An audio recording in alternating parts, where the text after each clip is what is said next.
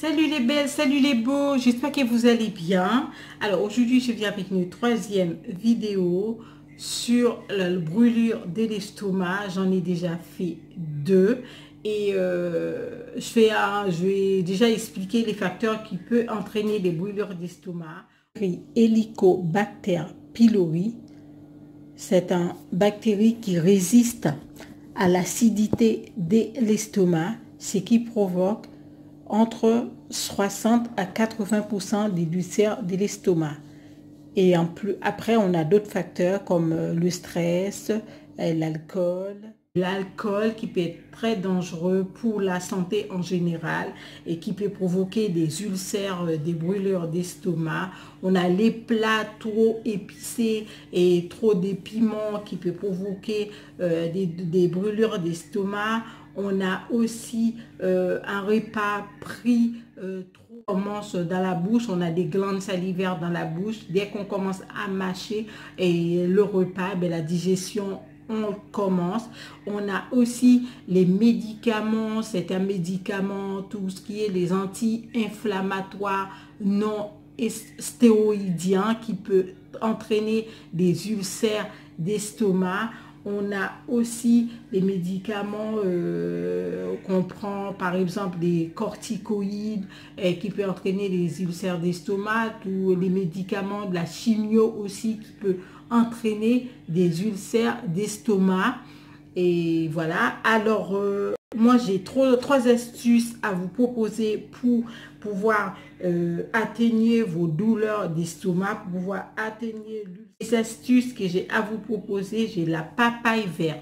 Vous prenez une papaye verte, vous lavez bien avec un peu de bicarbonate, avec du vinaigre blanc. Vous le plongez dans un bain d'eau, vous le nettoyez votre papaye et après vous le coupez en petits morceaux, en dés, mais vous enlevez surtout pas la peau, vous gardez toute la peau, vous l'épluchez pas, vous gardez la peau, vous gardez les graines, vous coupez en petits dés, vous le mettez à tremper dans un récipient, vous mettez dans un récipient et après vous ajoutez de l'eau dessus et vous le laissez tremper pendant 4 jours au frais.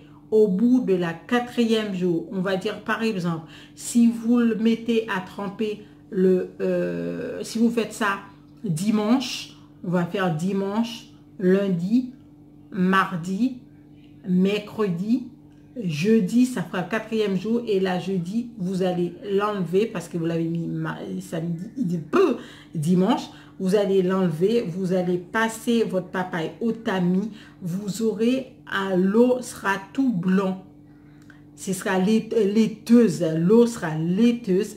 Alors cette eau-là, vous allez le mettre dans une bouteille, dans un récipient, comme vous voulez, mais vous le gardez au frais et que vous prenez un demi-verre matin, midi et soir.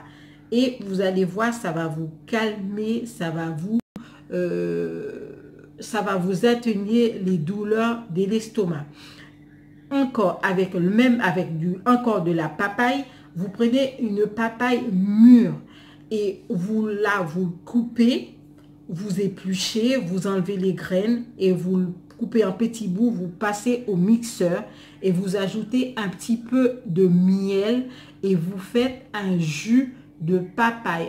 C'est pas vraiment un jus, c'est un smoothie. Vous faites un smoothie de papaye avec du miel. Ça va vous calmer la douleur de l'estomac, ça va vous atténuer, ça va vous aider.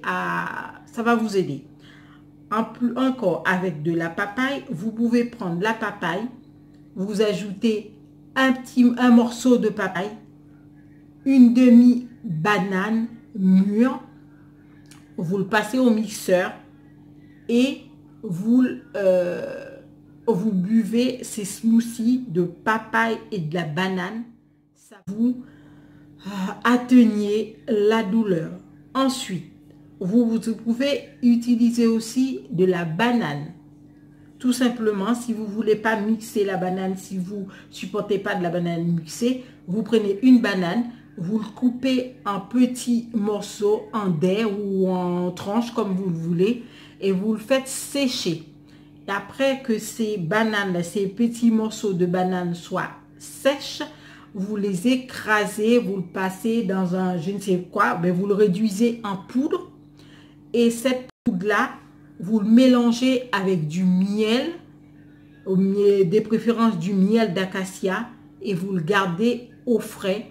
Ben, chaque matin, vous prenez une cuillerée de cette mixture de la banane séchée, réduire en poudre, mélanger avec du miel d'acacia. Vous mettez ça dans un bocal et vous le gardez au frais. Et vous prenez une cuillerée chaque matin et chaque soir avant d'aller au lit. Et vous allez voir, vous allez calmer votre douleur, vous allez vous sentir mieux. Ça va vous aider à vous sentir mieux.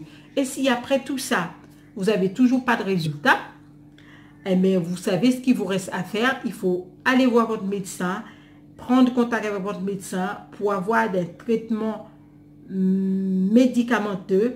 Et même avec tous ces astuces-là, il ne faut jamais oublier, quand on est malade, il faut aller chez le médecin pour avoir des examens, pour avoir un suivi correct selon la pathologie. Alors, voilà mes astuces et j'espère que ça vous aidera. Et si ça vous plaît la vidéo, alors je vous demande de partager sur les réseaux sociaux, de mettre des commentaires, liker. Et puis je vous dis merci à tous et puis à bientôt les chéris pour une nouvelle vidéo.